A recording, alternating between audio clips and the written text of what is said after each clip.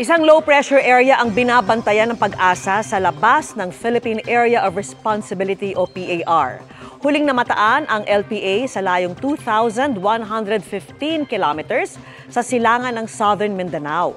Ayon sa Pag-asa, posible itong maging bagyo bukas o sa Miyerkules. Posible ang pumasok sa PAR sa Huwebes o Biyernes at tatawagin sa local name na Ramil. Dalawang senaryo ang tinitignan ng Pag-asa.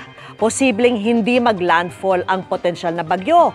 At kung mag-landfall naman, posibleng sa extreme northern Luzon o northern part ng Luzon, main island. Patuloy pong umantabay sa mga update kaugnay riyan. At sa ngayon, easterlies at localized thunderstorms ang nakaapekto sa iba't ibang bahagi ng bansa. Sa datos po ng Metra Weather, posibleng umulan sa ilang bahagi ng Central Luzon, Calabarzon at Mimaropa. Pagdating naman ng hapon, uulanin na rin ang ilang bahagi ng Cagayan at Cordillera Administrative Regions. Sa Visayas, malaking bahagi ang posibleng ulanin sa hapon. Ganyan din ang inaasahan sa Mindanao. Posible ang heavy to intense rainfall. Dapat pong magdoble ingat ang mga nilindol. Gumalaw kasi ang lupa kaya posible ang landslide o pagguho ng lupa. Sa Metro Manila, may tsansa ng ulan bago magtanghali. Posibleng maging mas malawak ang pag-ulan sa hapon.